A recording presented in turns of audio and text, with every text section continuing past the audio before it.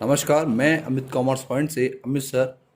आज जो हम लोग वीडियो लेके आए हैं वो लेसन नंबर फर्स्ट है, इंट्रोडक्शन ऑफ अकाउंटिंग।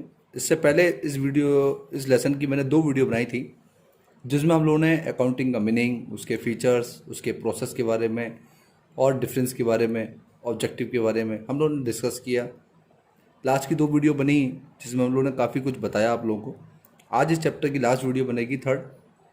तो थोड़ा सा हम लोगों का आपसे यही कहना है कि जो भी हम लोग पढ़ा रहे हैं आप लोगों को, आप इसको एंड तक देखें।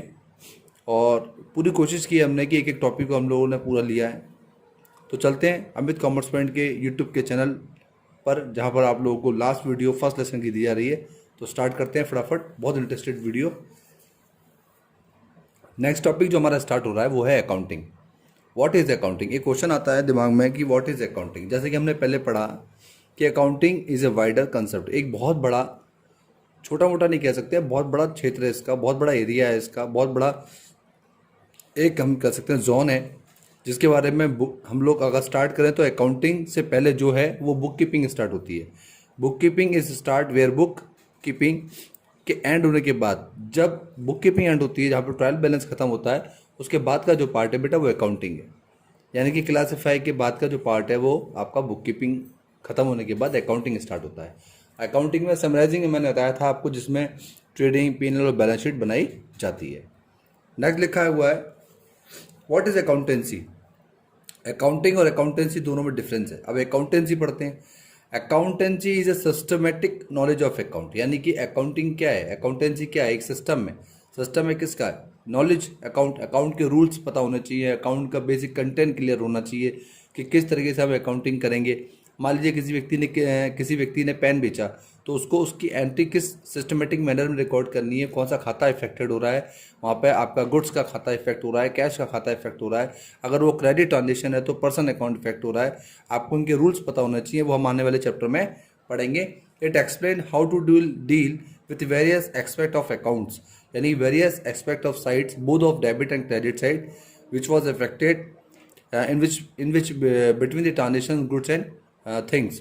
यानी कि कोई भी वस्तु और कोई भी गुड्स को लेकर के अगर हम बात कर रहे हैं, तो जो ट्रांजेक्शन दो व्यक्तियों के बीच में हो रहे हैं, उनकी डील्स के बारे में कि कौन से खाते इफेक्टेड हो रहे हैं, ये पता लगाना कि अकाउंट को किस तरह से मेंटेन किया जाएगा, how to maintain the books account and how to summary the account information, और किस तरीके से उसको रिकॉर्ड में मेंटेन किया जाएगा और किस तरह से उसकी समरी निकाली जाएगी कि फर्म की फाइनेंशियल पोजीशन किस तरह से हम लोग फाइंड आउट करेंगे कि फर्म प्रॉफिट में चल रही है या लॉस में। तो यहाँ पे जो एक हमारे डेफिनेशन दी गई है वो वैज्ञानिक के द्वारा दी गई है। कोयलर साहब कहते हैं कि अकाउंट एक refer to the entire body of theory and practice of account, यानी कि अकाउंटिंग जो है वो दो बॉडियों से मिलकर बनी है। पहले इसकी बॉडी बताई गई, इसकी थ्योरी, जो थ्योरी क्लियर होना बहुत जरूरी है, और दूसरा बताया गया है प्रैक्टिस। अकाउंट्स में एक तो थ्योरी क्लियर करना बहुत जरूरी है अकाउंटेंसी की, और दूसरा उसकी प्रैक्टिस होनी बहुत जरूरी है। यहाँ पर मैंने एक चार्ट लिया है जिसमें मैंने बताया है कि यहाँ पे एक बिजनेसमैन है जो एक बिजनेस कर रहा है, जो जिसका नाम एक्स है, और एक कस्टमर है भाई। यानी कि एक्स के द्वारा जो भी चीज़ प्रोडक्टिविटी की जाएगी या जो चीज़ बेची जाएगी वो कस्टमर के लिए बेची जाएगी। और बिजनेसमैन को ये देखना होगा कि जो भी वो गुड्स बेच रहा है उसको रिकॉर्ड में मेंटेन करे। तो यही चीज़ एक अकाउंटेंसी और अकाउंटिंग में डिफरेंस बताती है कि अकाउंटिंग और अकाउंटेंसी में बुक कीपिंग अकाउंटिंग का काम क्या है। बुक कीपिंग का मतलब होता है पर्टिकुलर रिकॉर्ड के अंदर जो जिस खाते को फिट कर रहा है उसमें रिकॉर्ड करना, और अकाउंटिंग का मतलब ये हो गया, अकाउंटेंसी का मतलब ये हो गया कि उसकी फाइनेंशियल पोजीशन निकालना है कि फर्म को प्रॉफिट और लॉस कितना हो रहा है। जैसे मान लीजिए मैंने पेन बेचा, तो पेन 2 रुपये का बेचा, अब कॉस्ट उसकी मान लीजिए 1.5 रुपये पड़ रही है, तो 50 पैसे जो प्रॉफिट निकाला, ये तो मैंने उसकी समराइजिंग निकाली है, जिससे ये मालूम पड़ेगा कि ये फर्म प्रॉफिटेबिलिटी पे जा रही है। नेक्स्ट है अकाउंटेंसी एंड अकाउंटिंग के अंदर डिफरेंस कभी कभी आ जाता है, तो हमें थोड़ा सा उसको भी पढ़ना चाहिए कि accounting is knowledge where as account is the action of process. यानी कि अकाउंट क्या है? एक नॉलेज है, एक ज्ञान है, जिसको कि हम एक एक्शन ऑफ प्रोसेस में लेंगे। मैंने आपको प्रोसेस बताया था कि ऑपरेटिंग साइकिल प्रोसेस किस तरीके से चलता है, पहले जनरल, फिर उसके बाद लेजर, उसके बाद उसकी कैश बुक बनाना, उसमें भी क्रेडिट ट्रांजेक्शन के लिए सब्सिडरी बुक बनाना, उसको क्लासीफाइड करना, उसके बाद ट्रायल बैलेंस बनाना, उसके बाद फाइनेंशियल स्टेटमेंट बनाना। तो इस प्रोसेस में carry out on the basis of the rules and regulations frame किए जाएंगे। It may be said that account is knowledge of the account and accounting is the application of account. यानी कि accounting के लिए सबसे पहले knowledge होनी चाहिए अकाउंट्स के रूल्स और रेगुलेशन की, उसके बेसिस पर अकाउंटिंग कर सकते हैं। आई थिंक आपको समझ में आया होगा। चलते हैं नेक्स्ट टॉपिक की ओर। तो नेक्स्ट टॉपिक हमारा है सिस्टम ऑफ अकाउंटिंग। देखिए सिस्टम ऑफ अकाउंटिंग में दो हमारे सिस्टम है, पहला है डबल एंट्री सिस्टम, दूसरा है सिंगल एंट्री सिस्टम। तो पहले हम डबल एंट्री सिस्टम की बात करते हैं। देखिए डबल एंट्री सिस्टम खुद बता रहा है कि वो ट्रांजेक्शन जो दो जगह रिकॉर्ड होगा, एक तो डेबिट में और एक क्रेडिट में। जो ट्रांजेक्शन दो साइड इफेक्ट होते हैं, दो साइड इफेक्टेड होते हैं, वही ट्रांजेक्शन डबल एंट्री सिस्टम कहलाते हैं। जैसे कि मैंने माल बेचा तो किसी ने माल खरीदा, तो एंट्री करना है ना, परचेज की और सेल्स की एंट्री रिकॉर्ड होगी, एक डेबिट होगा और दूसरा क्रेडिट होगा। तो इसकी मीनिंग को पढ़ते हैं। Double entry system of account, it's is a system, वो सिस्टम है of account under which both debit and credit aspect of accounts are recorded. A transaction has two aspect of sides, debit और credit. यानी कि one party तो debit होगी, दूसरी party credit होगी। एक रिसिप्ट बनेगा, एक पेमेंट, एक देने वाला और एक लेने वाला। यानी कोई भी माल अगर बेचा जा रहा है तो एक के पास माल आ रहा है और दूसरे के पास से जा रहा है, एक मनी सेक्रीफाइस कर रहा है और एक मनी रिसीव कर रहा है। तो यहाँ पे डबल पार्टी की जब इफेक्ट हो रही है तो इसे डबल एंट्री सिस्टम कहा जाएगा। अब इसके फीचर्स पढ़ लेते हैं। तो फीचर्स में सबसे पहले मैं आपको बताना चाहूँगा कि फीचर्स और डबल एंट्री सिस्टम में पहला फीचर आ रहा है, it maintain A complete of each transaction. यानी कि इसके अंदर जो ट्रांजेक्शन है वो कंप्लीटली नॉलेज देता है, क्योंकि उसके अंदर हमें डेबिट और क्रेडिट दोनों जो एंट्री हुई हैं वो इक्वल बैलेंस से हुई हैं, इक्वल अमाउंट से हुई हैं। इसलिए कहीं पे भी कोई दिक्कत की बात नहीं आती है इसमें। तो डेबिट का मतलब जितना हमें रिसिप्ट हुआ और हमने कितना पेमेंट किया, इसकी जानकारी हमें मिल जाती है। ये रिकोगनाइज करता है two fold of aspect of sides को, वैल्यू इन और वैल्यू आउट, यानी कितना आया और कितना गया। ठीक है, इससे हम बहुत आसानी से पहचान कर सकते हैं कि a aspect of sides, one aspect of sides means comes in and now another sides means goes out. यानी कितना आया और फर्म के पास से कितना गया, इसका रिकॉर्ड बहुत अच्छी तरह से मेंटेन होता है। In this systems one aspect is debit, now another side is aspect of credit. यानी ये सिस्टम में एक साइड पर डेबिट करना है, दूसरी साइड में क्रेडिट करना है। It is the total of debit, it's always equal to the total of credit sides. It helps and establishments arithmetic accuracy by the preparing of the trial balance. यानी कि अब साफ मालूम पड़ता है कि डेबिट में अगर आपने मान लीजिए 10,000 रुपये लिखे हैं तो वही आपने 10,000 क्रेडिट में अगर लिखे हैं तो दोनों का बैलेंस इक्वल निकल रहा है, जिसकी हेल्प से ये मालूम पड़ जाता है कि अर्थमेटिक एक्यूरेसी की गलती कुछ भी नहीं पाई गई है। अगर मान लीजिए डेबिट में आपने 10,000 रुपये लिखे हैं और क्रेडिट में गलती से आपने 1,000 रुपये लिख दिया, तो जो आपकी एरर आएगी वो आपकी 9,000 रुपये की आएगी। और इस एरर को सुधारने के लिए हमें रेक्टिफिकेशन ऑफ एरर सीखना पड़ेगा, जो हम ट्रायल बैलेंस में सीखेंगे। लेकिन जनरल लेजर की हेल्प से ट्रायल बैलेंस बनाया जाता है, इसलिए वहाँ पर डेबिट और क्रेडिट दोनों में एंट्री रिकॉर्ड की जाती है। Advantage of double entry system में मैं पहला बताना चाहूँगा एडवांटेज आपको, साइंटिफिक सिस्टम। यानी कि साइंटिफिक तरीके से वैज्ञानिक, अगर हम लोग देखें वैज्ञानिक सोच के आधार पर देखें तो डबल एंट्री सिस्टम वो सिस्टम है जिसके अंदर रिकॉर्डिंग बिजनेस ट्रांजेक्शंस को हम लोग अगर कंपेयर करें अदर सिस्टम बुक कीपिंग से, तो दोनों में एक ही चीज़ आपको देखने को मिलेगी कि बुक कीपिंग में जो अंडरलाइन करना पड़ेगा बुक कीपिंग को हमें, कि बुक कीपिंग में हम लोग क्या करते हैं, हम लोग रिकॉर्ड करते हैं। रिकॉर्ड कहाँ करते हैं बच्चों, मैंने बताया था आपको, हम जनरल में बिजनेस ट्रांजेक्शन्स को रिकॉर्ड करेंगे। जो भी बिजनेस एक्टिविटी होगी, खरीदना बेचना, expenses, loss, income, gain, assets, liabilities, जो भी हम एंट्री रिकॉर्ड करेंगे उसको बाकायदा हमें डबल एंट्री सिस्टम पर लगाना पड़ेगा कि कोई भी एंट्री अगर बनती है तो एक साइड डेबिट होगी, दूसरी साइड क्रेडिट होगी। नेक्स्ट है कंप्लीट रिकॉर्ड ऑफ ट्रांजेक्शन। इस सिस्टम के अंदर both sides of a transaction are recorded, it is a complete system as a result in showing correct income और लॉस, एसेट्स एंड लायबिलिटी। यानी कि ये system एक ऐसा सिस्टम है जिसमें सही सही जानकारी प्राप्त होती है, चाहे एसेट्स की हो, चाहे लायबिलिटीज की हो, चाहे प्रॉफिट हो, चाहे लॉसेस हो। क्योंकि यहाँ पर एक सिस्टम में वो सिस्टम थोड़ा सा हमें एरर दे सकता है जहाँ पर सिर्फ एंट्री एक तरफ रिकॉर्ड हो रही हो, लेकिन जब एंट्रियाँ दो तरफ रिकॉर्ड होती है तो दोनों तरफ इक्वल बैलेंस रिकॉर्ड होता है, इसलिए ये यहाँ पर कंप्लीट रिकॉर्ड हमें मिलता है। अर्थमेटिकल एक्यूरेसी की बात करो, इफ अकाउंट इज इंश्योर्ड, तो उसमें लिखा हुआ by use of this system arithmetic accuracy of the accounting work can be establishment through the trial balance. यानी कि अर्थमेटिक एक्यूरेसी पर बिल्कुल ये सिस्टम सटीक बैठता है, क्योंकि अर्थमेटिक एक्यूरेसी के चांस बिल्कुल खत्म हो जाते हैं, क्योंकि जो अमाउंट डेबिट में लिखा जाता है वही अमाउंट सेम जब क्रेडिट में लिखा जाता है, तो दोनों का बैलेंस इक्वल आने पर हमें ये मालूम पड़ जाता है कि हमारा ट्रायल बैलेंस इजीली गोइंग हम जनरल लेजर के बेसिस पर बना सकते हैं। क्योंकि अमाउंट अगर सही है, जो अमाउंट डेबिट में लिखा गया है वही क्रेडिट में लिखा हुआ है, तो गलती होने के चांस बिल्कुल कम हो जाते हैं, और इससे हमारा ट्रायल बैलेंस इजीली गोइंग हम लोग on the basis of journal, on the basis of ledger के पोस्टिंग के बेस पर हम लोग डबल एंट्री और क्रेडिट डबल एंट्री के बेस पर बना सकते हैं। नेक्स्ट है डिटरमिनिंग द प्रॉफिट और लॉस। देखिए हम लोग डबल एंट्री सिस्टम जो चला रहे हैं उसमें हमें हर एक फर्म को ये मालूम करना पड़ता है कि उसके फर्म के एंड में उसको प्रॉफिट हुआ लॉस हुआ। तो प्रॉफिट और लॉस इनका during a period can be determine the preparing profit और लॉस अकाउंट, यानी वर्ष के दौरान जो खाता प्रॉफिट और लॉस बनाया जाएगा वो इसलिए बनाया जा रहा है कि फर्म को पता होना चाहिए कि उन्होंने एक्चुअल नेट प्रॉफिट कितना कमाया है और या नेट लॉस कितना हुआ है। तो इससे मालूम पड़ता है कि वर्ष के दौरान में हम प्रॉफिट और लॉस के अंदर जितने भी एक्सपेंसेस होंगे, इनकम होंगे, वो शो करेंगे और उसके बेसिस हम प्रॉफिट और लॉस निकालेंगे। नॉलेज ऑफ फाइनेंशियली पोजीशन, यानी कि हर एक फर्म अपनी फाइनेंशियल पोजीशन को फाइंड आउट करती है कि उसकी फर्म कितना प्रॉफिट कमा रही है, कितना लॉस हो रहा है उसको, और फर्म की फाइनेंशियली कंडीशन क्या है, उसकी एसेट्स कितनी है, उसकी लायबिलिटीज कितनी है, और कितना उनका बैलेंस शीट के अंदर जो लास्ट ऑफ पीरियड है उसके अंदर क्या शो हो रहा है। यहाँ पर मैं आपको ये बैलेंस है BLANC, बैलेंस शीट है ना, थोड़ा सा साफ नहीं दिख रहा है इसलिए मैंने लिख दिया है।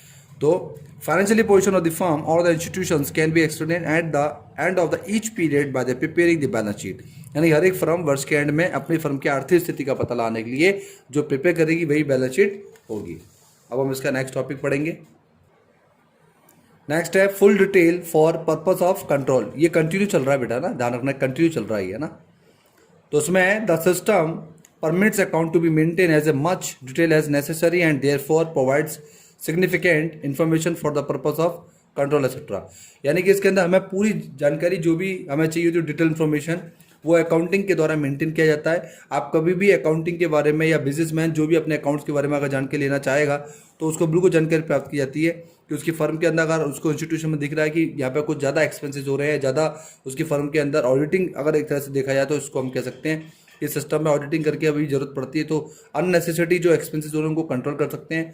और ये एक बहुत अच्छा तरीका है कि डिटेल ऑफ इन्फॉर्मेशन हमें मिल जाती है जिससे हम अब लोग अननेसेसरी जो भी हमारे चार्जेस हो रहे हैं, एक्सपेंसेस हो रहे हैं, उनको हम कंट्रोल कर सकते हैं और फर्म की बहुत सारी आर्थिक स्थिति के बारे में हमें इन्फॉर्मेशन सीधी सीधी यहाँ से प्राप्त हो जाती है। फिर नेक्स्ट है comparative studies possible, result of 1 year may be compared with those of previous year and the reason for the change may be external। अब आप ये देखिए कि जो प्रीवियस ईयर जो हमारा बीत गया उसमें हमने पूरे साल भर में जो हमने कंपेयर किया इस ईयर से, हम दोनों को ईयर को लेकर चलेंगे कि आज हम लास्ट अगर प्रीवियस ईयर से देखें तो हमारे प्रीवियस ईयर में हमने क्या रिजल्ट प्राप्त किए, हमने पूरे साल भर जो खरीदा, बेचा, प्रॉफिट हुए, हमें कितने एक्सपेंस किए, कितनी हमें इनकम हुई, है ना। तो इसका हम अंदाज़ा लगा सकते हैं उससे आज का प्रेजेंट ईयर का, मतलब जैसे 2019 में मान लीजिए टर्नओवर 2 लाख करा किसी बिजनेसमैन का, तो वो चाहेगा इस साल उसका टर्नओवर 2.5 लाख करे तो 50,000 का और प्रॉफिट हो। इसके लिए वो और क्या चेंज कर सकता है, तो वो चेंज और पूरी जो प्लानिंग होगी वो लास्ट को देखते हुए कंपैरेटिव स्टडी के बेसिस पर होगी। इसलिए कहीं ना कहीं डबल एंट्री सिस्टम के अंदर हम लोग लास्ट बेसिस को बेस बना करके हम लोग इस साल को चेंज करके अपने प्रेजेंट के प्रॉफिट को हम लोग बढ़ा सकते हैं। नेक्स्ट है हेल्प मैनेजमेंट डिसीजन मेकिंग, यानी management may be able to obtain good information for its work and specially in making decision, यानी कि हम मैनेजमेंट जो है वो बहुत ज़्यादा हेल्प देता है एक डिसीजन मेकिंग पावर के लिए। मैनेजमेंट एक बहुत बड़ा हथियार है कि आप सही समय पर सही जगह अगर सही डिसीजन लेते हैं तो आप अपनी फर्म के लिए एक राइट डिसीजन मेकिंग अगर पावर रखते हैं तो अपनी फर्म को बहुत अच्छा कॉम्पिटिटिव तरीके से आप मार्केट के अंदर रन भी कर सकते हैं और मार्केट के अंदर रन करते हुए भी अच्छा प्रॉफिटेबिलिटी पर अपनी फर्म को पहुंचा सकते हैं, जिससे आसपास के अंदर आपका नाम, आपका फेम, आपकी गुडविल मेंटेन होती है। बहुत ज़रूरी है कि मैनेजमेंट आपका सही होना चाहिए। फिर है detections of the frauds and mis appreciations, यानी कि फ्रॉड और मिस जो appropriations are minimise since complete information about all the assets the liability is level, यानी कि मैंने विंडो ड्रेसिंग जो बनाया है चैप्टर, विंडो ड्रेसिंग टॉपिक आता है जिसके अंदर कई कंपनियां अपने जो राइट कंडीशन है उसको पोजीशन को ना दिखा करके, उसकी राइट पोजीशन ना बता करके वो फ्रॉड और कहते हैं बड़ा चढ़ा करके दिखाना, इसको हम कह सकते हैं बड़ा चढ़ा करके दिखाती हैं कि जो, क्योंकि वो ऐसा इसलिए करती हैं कि सामने वाले को ये लगना चाहिए कि नहीं ये फर्म बहुत अच्छा प्रॉफिट कमा रही है और इस फर्म की स्थिति फाइनेंशियली कंडीशन बहुत अच्छी है, जबकि ऐसा कुछ नहीं है। इसका उल्टा होता है, कई कंपनियां लॉस में चल रही होती है लेकिन वो अपनी कंडीशन को ऐसे शो करती है सामने वाले को कि जैसे बहुत ही फायदा हो रहा है, बहुत अच्छा उनका नाम चल रहा है। अब इसके एग्जांपल दें, मान लीजिए कोई कोचिंग सेंटर अगर मान लो अच्छा नहीं चल रहा है तो वो इतना ऐड करेगा जिस सामने वाले को लगे नहीं यार पैसा कमा रहा है बंदा, बच्चे आ रहे हैं तभी तो इतना ऐड कर रहा है, तो वो एक तरह से एक बड़ा चढ़ा करके दिखाई जाने वाली बात होती है। उनका रिजल्ट मान लीजिए डाउन भी जा रहा होगा तो भी कहेंगे हमारा रिजल्ट 100% है। ऐसी कुछ कंपनियां होती हैं जिनकी कंपनियां बिल्कुल मतलब लॉस में जा रही होती है, लेकिन वो बड़ा चढ़ा के बताती है हमारा मार्केट में नाम है, हमारा ब्रांड है, और वो फालतू के मतलब बड़ा चढ़ा करके बातें बताती हैं, जिसको हम लोग कह सकते हैं कि विंडो ड्रेसिंग वाला काम कर रही हैं। तो इस पर मैंने पूरा एक चैप्टर बनाया है जिसको आप पढ़ सकते हैं मेरी लास्ट की वीडियो में, विंडो ड्रेसिंग में। अब नेक्स्ट है अकाउंट फ्रॉम इनकम्प्लीट रिकॉर्ड और सिंगल एंट्री सिस्टम। देखिए अभी तक आपने जितनी बात करी वो डबल एंट्री सिस्टम के ऊपर थी। अब हम लोग बात करेंगे इनकम्प्लीट रिकॉर्ड। इनकम्प्लीट रिकॉर्ड का मतलब होता है जो एंट्री सिंगल साइड इफेक्ट हो रही है, मतलब या तो डेबिट में या क्रेडिट में रिकॉर्ड हो रही है, तो वो पूरे साल भर के दौरान में फर्म को, बिजनेस को सही प्रॉफिट और लॉस की जानकारी नहीं देगी, क्योंकि उसकी एंट्री सिर्फ एक तरफ दर्ज हो रही है, दूसरी तरफ वो इफेक्ट नहीं कर रही है। यानी कि वो अकाउंट फ्रॉम इनकम्प्लीट रिकॉर्ड कहलाते हैं जो सिंगल एंट्री सिस्टम पर चलते हैं। ठीक है। Of recording transaction in book of account may be defined as an incomplete double entry system. In this system all transactions are not record in double entry system. यानी कि वो transaction जो केवल सिंगल एंट्री सिस्टम को follow कर रहे हैं वो इनकम्प्लीट रिकॉर्ड है, क्योंकि वो सही प्रॉफिट और सही लॉस की जानकारी फर्म को नहीं देंगे।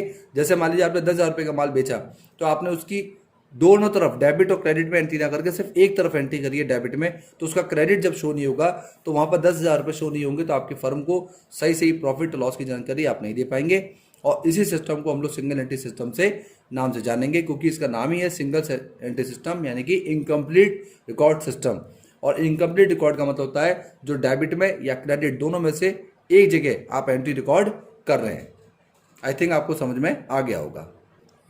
जैसा कि आप देख पा रहे हैं कि टीएस अग्रवाल का मेरे पास कंटेंट का इंडेक्स का फ्रंट पेज है, जिसमें दिख रहा है कि चैप्टर किस तरीके से आपके 22 हैं, और इसके अंदर हम लोग आज पहला चैप्टर बिल्कुल कंप्लीट कर चुके हैं, इंट्रोडक्शन टू अकाउंटिंग। धीरे धीरे करके हम लोग इसका सेकंड चैप्टर, थर्ड चैप्टर और आने वाले समय में कंटिन्यू जो चैप्टर दे रखे हैं वो करेंगे। हम जानेंगे अकाउंटिंग के और अच्छे बेसिक के बारे में। आई होप कि जो भी टॉपिक मैंने आपको पढ़ाया आपको समझ में आया होगा, क्योंकि इसका पहला चैप्टर बहुत इंपॉर्टेंट था बच्चों। अब मैं आपको बताना चाहूँगा कि मैंने आपको क्या क्या कंप्लीट करवाया है। जैसे कि आप देख रहे हैं अकाउंटिंग की डेफिनेशन, जो कि मैंने आपको पूरा ही अच्छी तरीके से बताई, आपको समझाई और आपने देखा भी। नेक्स्ट मैंने आपको इसके फीचर्स बताए, तो फीचर्स में आपने देख रहे हैं कि मैंने आप लोगों को फीचर्स भी क्लियर किए, जो इसमें थोड़ा बहुत आधे दिख रहा है, सेकंड पे फीचर्स का ही है। थर्ड मैंने आपको प्रोसेस बताया था, ब्रांचेस के बारे में मैंने आपको knowledge the, branch of accounting के बारे में। ये टॉपिक है अकाउंटिंग इज अ साइंस और एन आर्ट। तो ये एक क्वेश्चन इंपॉर्टेंट है जो आ सकता है, मैं बता देता हूँ आपको। आर्ट और साइंस में थोड़ा सा डिफरेंस है जो आपके लिए जानना बहुत ज़रूरी है।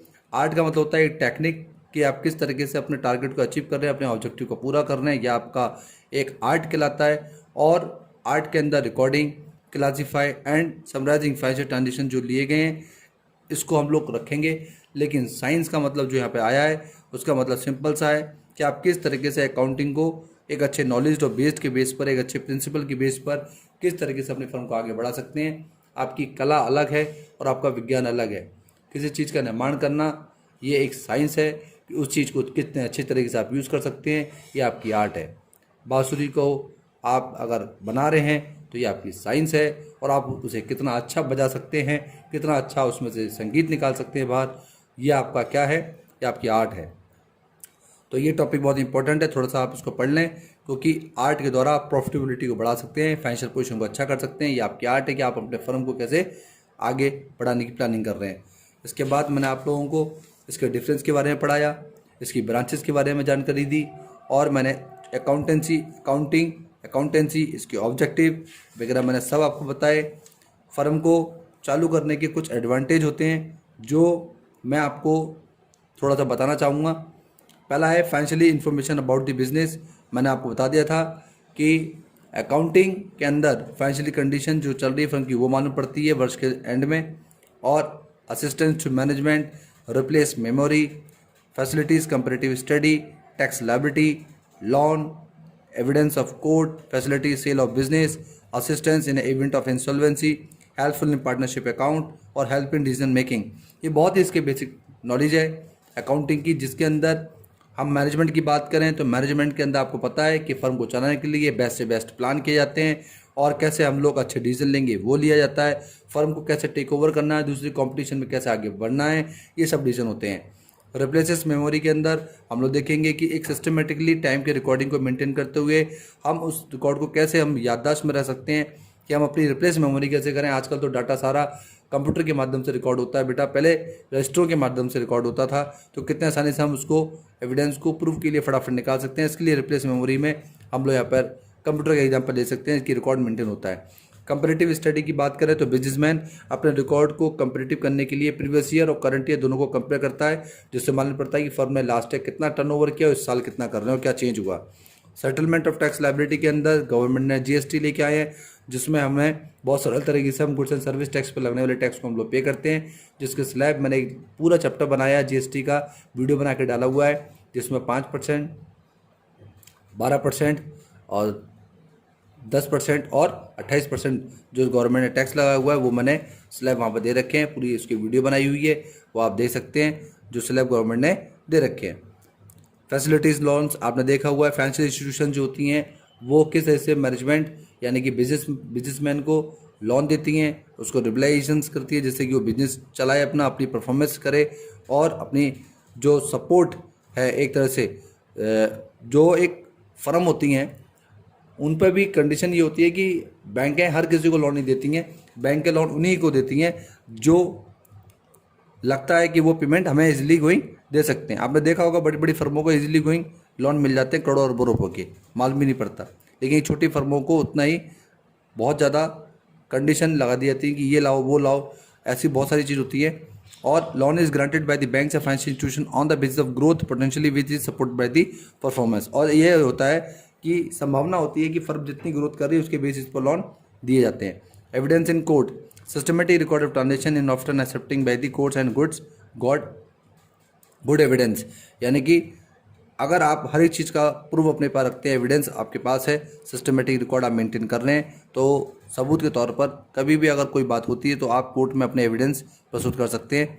आप अपने फर्म की बिजनेस की कोई भी एसेट्स को सेल कर सकते हैं, और अगर आप आगे चल के अगर इंसॉल्वेंसी में जाते हैं, दिवालिया घोषित होते हैं, तो आप अपनी फर्म को सेल आउट कर सकते हैं, वाइंड अप कर सकते हैं, क्लोज अप कर सकते हैं।